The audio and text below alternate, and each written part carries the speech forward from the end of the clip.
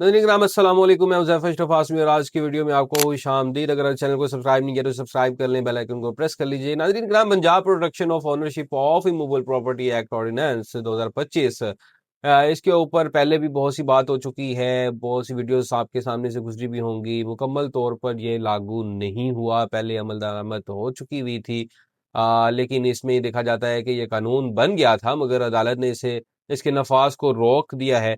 इसलिए फ़िलहाल कानूनी तौर पर ये लागू नहीं है, जब तक कि अदालत की ख़त्मी राय सामने ना आए। इसके ऊपर बहुत से जो है वो सहाफ़ियों ने भी बात की, मुख्तलिफ़ जर्नल्स में इसके हवाले से छपा। लेकिन हम ये बात ये कर लेते हैं कि असल में ये पंजाब प्रॉपर्टी प्रोटेक्शन एक्ट 2025 क्या है, इसकी क्यों ज़रूरत पेश आई, और अगर ये होता है तो इसको कैसे लिया जा सकता है, जो मज़लूम है उसकी आवाज़ बनता है कि नहीं बनता। बहरहाल इसके ऊपर अभी काम जारी है, देखते हैं कि ये कहाँ तक पहुँचता है। कि कई बार सुनने में ये भी आ रहा है कि इसको लागू जल्द ही कर भी दिया जाएगा दोबारा से।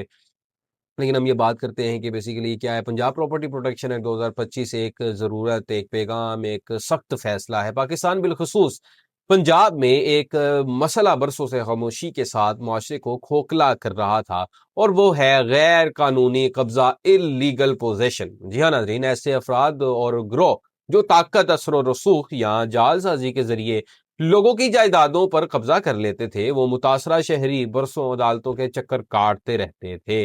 इसी पस मंजर में पंजाब हुकूमत ने 2025 में पंजाब प्रॉपर्टी प्रोटेक्शन एक्ट मुतारिफ करवाया, एक ऐसा कानून जिसका मकसद सिर्फ सजा देना नहीं बल्कि तहफ़्फ़ुज़ देना है। ये एक्ट क्या है, ये जानते हैं। ये एक्ट दरअसल जायदाद के मालिकान को फौरी और मौसर कानूनी तहफ़्फ़ुज़ फराहम करने के लिए बनाया गया है।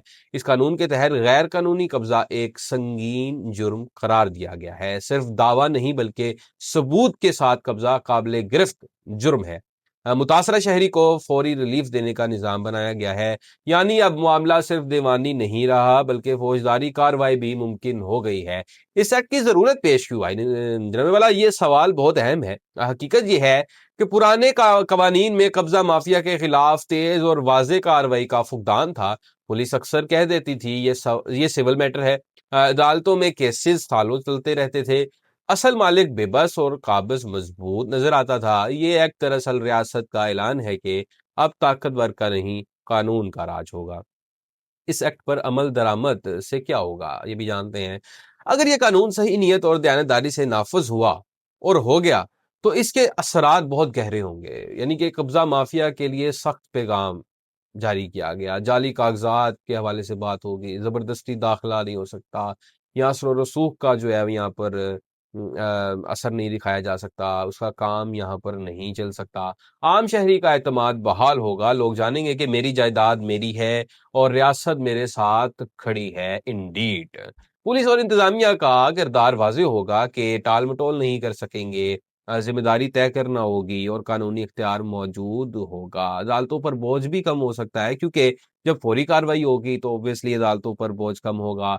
इब्तदाई सतह पर हल मुमकिन हो सकेगा, जिसकी वजह से अदालतों पर बोझ कम होगा। लेकिन एक अहम सवाल यहाँ पर सामने आता है कि हर सख्त कानून के साथ एक खदशा ये भी जुड़ा होता है कि अगर इस कानून को ज़ाती दुश्मनियों के लिए या झूठे मुकदमात के लिए या ताकतवर अफराद कमजोरियों के खिलाफ इस्तेमाल करने लगे तो ये कानून तहफ़्फ़ुज़ की बजाय जुल्म का जरिया भी बन सकता है। जी हाँ दोस्तों, ऐसा ही और ऐसा भी होता है।